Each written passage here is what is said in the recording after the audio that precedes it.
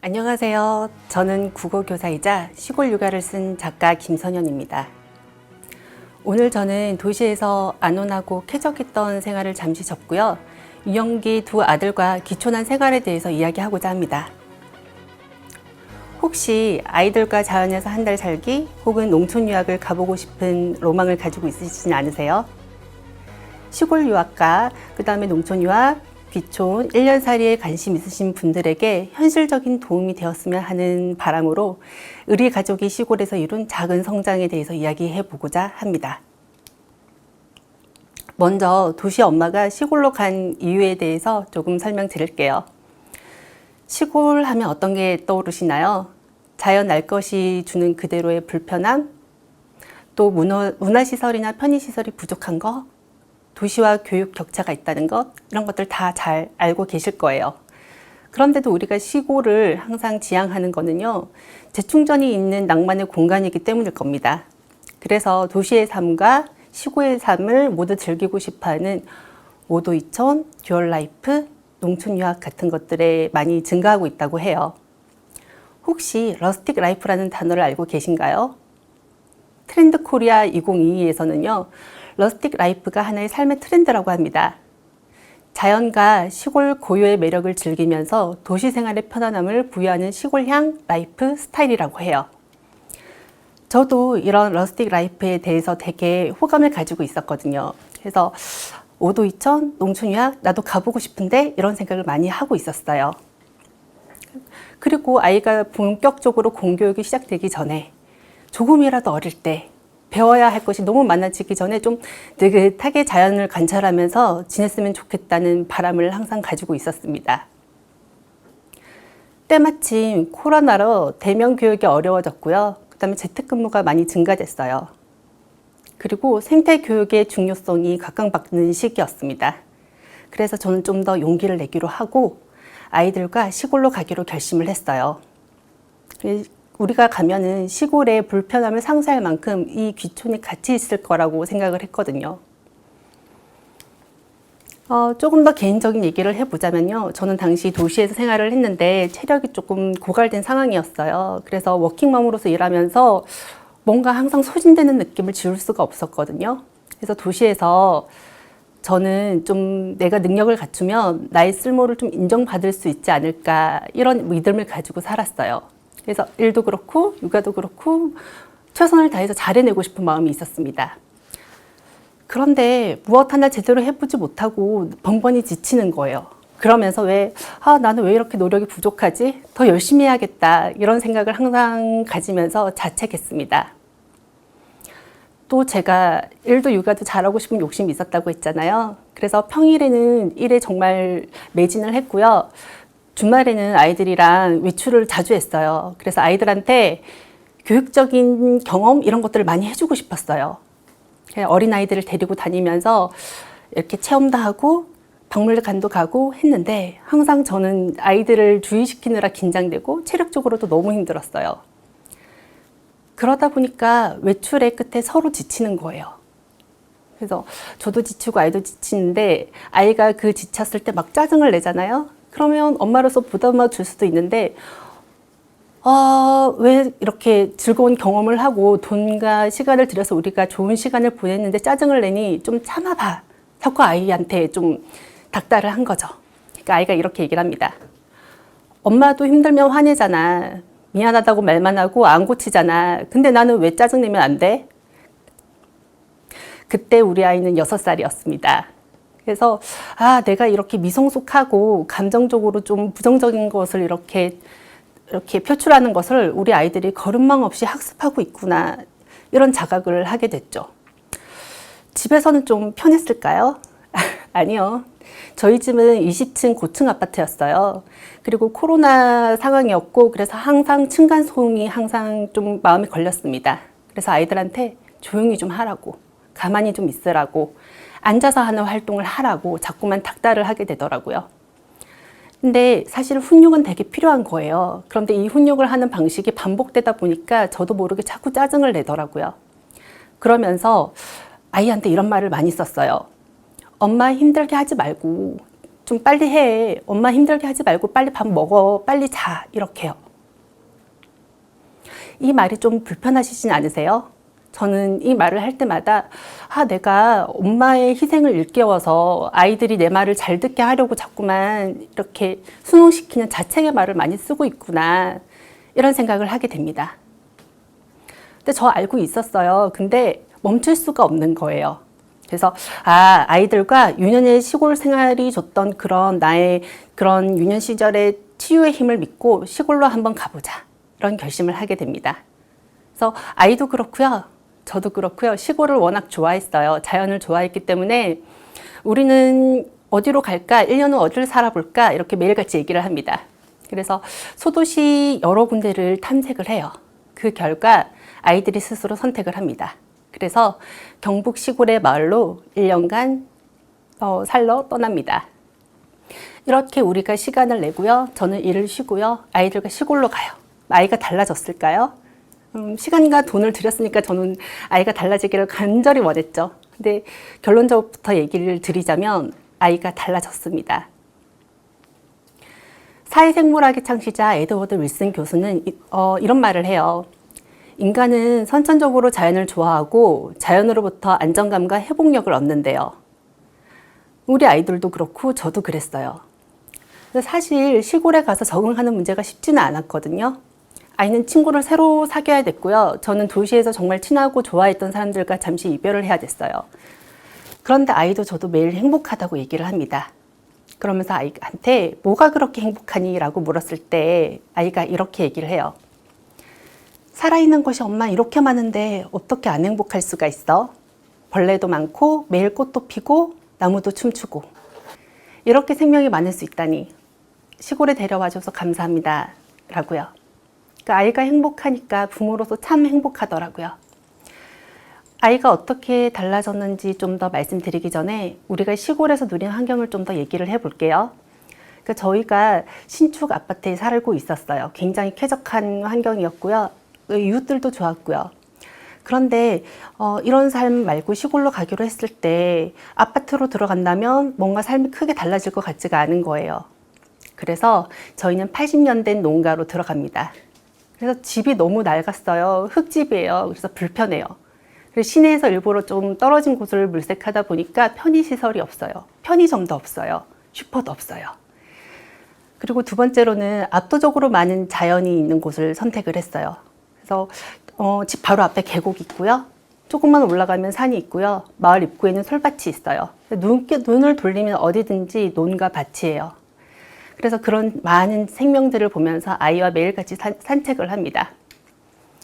그리고 세 번째로는 아이가 스스로 생각할 충분한 시간을 가지는 게 저는 되게 중요하다고 생각했어요. 그래서 노력을 해서 디지털 미디어를 최소화합니다. 그런 생활을 1년 했는데 1년 사이에 우리는 많이 달라졌습니다. 아이는요, 스스로 자라면서 행복해하고 있었고요. 저는 잔소리를 조금 더 줄이고 재촉하지 않으면서 기다려줄 줄 아는 우아한 부모가 되어가고 있었어요. 등원 같은 문제를 좀 말씀드릴게요. 도시에서 우리 아이는 한 1년 동안 집 앞에서 어린이집에 가기 싫다고 우는 아이였어요. 그래서 아이가 웃을 때 동네 엄마들이 얘가 이렇게 웃을 수 있는 아이였어? 라고 말할 정도였어요. 근데 아이한테 물어보니까 선생님도 좋고 친구도 좋대요. 그런데 코로나로 체험학습이 줄어들었잖아요. 그래서 앉아서 맨날 오리고 그리는 활동만 하는데 아이는 소근육이 발달이 안 돼서 그 활동이 버거웠던 거예요. 많이 하면 늘어라고 얘기를 했는데 엄마 나는 많이 할수록 잘 안 되니까 내가 싫어져요. 이렇게 얘기하더라고요. 그래서 시골에서는 신체 활동을 충분히 할 수 있는 곳을 찾았습니다. 시골의 병설 유치원에 가게 되었는데요. 그래서 거기에서는 텃밭을 일구고 그 다음에 작은 동물들을 보살피는 활동이 일상적이었어요. 새로 환경이 바뀌었는데 아이가 바로 적응을 했겠습니까? 아니요. 그냥 어떤 날은 친구랑 싸워오고요. 놀이의 문화가 다르니까 되게 속상해하는 일도 많았어요. 그래도 아이는 돌아간다는 말을 안 하더라고요. 그래서 아이는 놀아야 산다라는 말처럼 얼마나 재밌는 일이 있을까라면서 맨날 기대하면서 가는 모습이 저한테는 되게 든든하고 고마웠어요. 그리고 또 폭염과 한파에 대한 태도도 좀 많이 달라졌습니다. 도시에서 저희가 신축 아파트에 살았다고 했잖아요. 저도 불쾌감을 굉장히 못 참아요. 그래서 쾌적한 생활을 추구합니다. 더우면 에어컨 켜고요. 추우면 추우면 바로 보일러를 틀어요. 그렇게 계절과 무관한 삶을 살았어요. 그럼 저희 아이도 그렇겠죠. 그래서 폭염이다, 한파다, 그걸로 사람들이 고통받고 환경 문제랑 이게 연관되어 있다라고 얘기를 하지만 우리는 심각성은 알았지만 피부로 느끼진 못했어요. 그런데 시골에 갔을 때는요, 이 폭염과 한파를 피할 수가 없는 거예요. 그리고 80년 된 시골집이라고 했잖아요. 그래서 사계절 한가운데 매일매일을 살게 됩니다. 저는 사실 좀 불편했어요. 그런데 아이들은 이걸 불편으로 받아들이지 않더라고요. 되게 더운 날 이제 놀다가 선선한 바람이 불어와서 전 너무 행복했어요. 아, 드디어 이 더위가 끝났다 라고 얘기하는데 아이는 이렇게 얘기해요. 아, 너무 아쉽다. 왜 아쉬워? 라고 했을 때 아이가 엄마, 물놀이가 너무 더워서 재밌었잖아. 이렇게요. 그러니까 짜증이 나도 즐거운 놀이로 전환할 수 있는 지혜가 있더라고요, 아이한테는. 그리고 작년 겨울이 너무 추웠어요. 그래서 우리는 아궁이에 막 불을 피면서 그 겨울을 보냈거든요. 근데 아이는 또 겨울이 지나가니까 아쉽대요. 너무 추워서 재밌었대요. 그래서 추우니까 얼음이 이만큼 얼어가지고 돌을 아무리 던져도 돌이 그 얼음을 이기지 못했어. 이렇게 얘기를 하더라고요. 그래서 그걸 보면서 아, 우리가 이렇게 폭염과 한파를 이렇게 누리면서 그때만 할 수 있었던 것을 아이는 찾아서 몰입할 수 있구나라는 것을 저는 지켜볼 수 있었습니다. 그리고 시골 학교에서도 텃밭을 일구는데 집에서도 작은 텃밭이 있었어요. 그래서 아이들이 그 텃밭을 직접 가꿨거든요. 씨도 뿌리고 수확해서 직접 요리를 해서 먹었어요. 놀이처럼 요리를 하더라고요. 그러다 보니까 도시에서도 워낙 잘 먹긴 했었거든요. 근데 잘 먹는다는 게 조금 입맛에 맞는 햄이라던가 정성껏 조리가 많이 된 거를 먹었어요. 근데 아이가 이렇게 직접 가꾼 채소를 보고 그것이 얼마나 대단한 날들을 지나서 자라는지를 봤기 때문에 채소도 정말 잘 먹더라고요. 그래서 일머리도 늘었지만 건강한 식습관을 가질 수 있었던 것도 참 좋았습니다. 무엇보다 장난감 문제를 좀 짚고 가고 싶어요. 그래서 장난감 같은 경우에 저도 되게 많이 사줬었거든요. 그래서 아이들한테 장난감을 사주면서 쉴 시간을 좀 얻을 수 있었어요. 사실 아이들이랑 장난감을 재활용품 가지고 만드는 거 좋잖아요. 그런데 그게 엄마들한테 얼마나 힘들어요. 그래서 손쉽게 살 수 있는 것들이 널린 환경에서 좋은 기분을 얻기 위해서 우리는 쇼핑을 많이 하는 삶을 살았었습니다. 그런데 시골에 오니까요, 로켓 배송이 안 되는 거예요.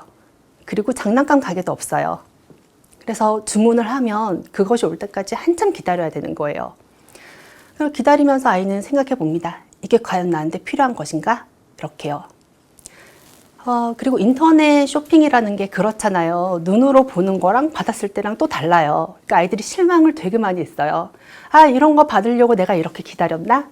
하면서 직접 만들기 시작합니다. 그래서 아이들이 마을 어른들을 보면 재활용품을 통해서 생활용품을 직접 많이 만드시거든요. 아이들도 재활용품을 활용해가지고 직접 만들어서 놀이를 하기 시작했어요. 뿐만 아니고 저희 집이 시골집이어서 흙집이어서 이렇게 비가 많이 오거나 날이 너무 추웠다가 풀리면 흙벽이 무너져요. 그럼 아이가 그걸 또 직접 가서 자기들이 고치는 거예요. 부모의 일거리를 거두는 것도 놀이가 되는 거죠. 놀이의 폭이 굉장히 넓어졌어요. 그럼 시골에 가서 핸드폰을 안 하느냐? 그건 아니에요. 하긴 해요. 그래서 아이들이랑 저랑 영화 보는 걸 좋아하는데요. 보는 거에서 끝나진 않더라고요. 그래서 우리 아이가 좋아하는 영화가 라따뚜이라는 영화를 좋아해요. 아시나요? 거기에서 보면 프랑스를 배경으로 생쥐가 절대 미식을 가지고 있는데 그 요리를 해요. 근데 그 음식이 프랑스의 국민 음식인 라따뚜이인 거예요. 애가 그걸 보더니 자기도 그걸 만들고 싶대요. 한 번도 먹어보지 못하고 들어보지 못한 음식이니까요. 그런데 보면 거기에서 가지라던가 양파라던가 토마토를 이렇게 구우면 되는 거거든요. 우리 텃밭에 있는 거예요. 그래서 그거를 그렇게 요리해서 먹습니다. 그리고 나서는 이렇게 얘기하더라고요. 이게 고향의 맛이라던데 프랑스 고향의 맛은 이런 맛인가? 우리의 고향의 맛은 김치찌개인데 라고요. 그래서 그걸 보면서 창의력, 노작교육 이런 것도 좋지만 뭐 즐겁다 이렇게 끝나는 것이 아니고 놀이의 주체성을 회복하고 있구나 이런 생각이 들었습니다. 아이만 변한 건 아니에요. 저도 많이 변했습니다. 그래서 저는 사실은요, 좀 안정지향적인 성격이어서 안 돼, 하지 마, 조심해 라는 말을 굉장히 많이 달고 사는 사람이에요. 그리고 타인한테 아이들이 항상 폐가 될까봐 조심시키기 바쁜 사람이기도 했어요. 그래서 아이한테 뭘 하려고 그러면 하지 마, 만지지 마, 다른 사람한테 방해가 돼 이렇게 얘기를 하니까 아이들은 자주 위축되고 이거 시도하려는 노력을 좀 안 하게 되고 망설이더라고요. 그래서 그 모습을 보면서 아이를 보호하기 위해서 안 돼 이렇게 말하는 게 과연 아이들한테 좋을까? 아이 행동에 믿음이 없어가지고 제가 자꾸 하는 말은 아닐까? 이런 의구심을 가지고 있었어요. 그런데요, 시골은 아시잖아요. 사람들이 별로 없어요. 그래서 놀러 온 사람들이 우리 집 앞에서 지나가는 사람을 하루에 한 명 볼까 말까 했다라는 말을 할 정도로 별로 없어요. 그런데 아이들이 있으니까 어른들이 얼마나 귀여워하겠습니까? 그래서 인구 밀도가 낮은 시골에서 어른들한테 존재 자체로 인정을 받으면서 마음껏 뛰어놉니다. 인사만 잘해도 칭찬을 받아요. 그런 모습을 지켜보니까 저도 긴장도가 낮아지죠. 그래서 아이들한테 해도 돼, 시도해봐 라고 얘기를 하게 됩니다. 그러니까 아이들은 뭔가를 시도할 때 엄마가 지지해주고 있구나라는 자신감을 얻게 돼요.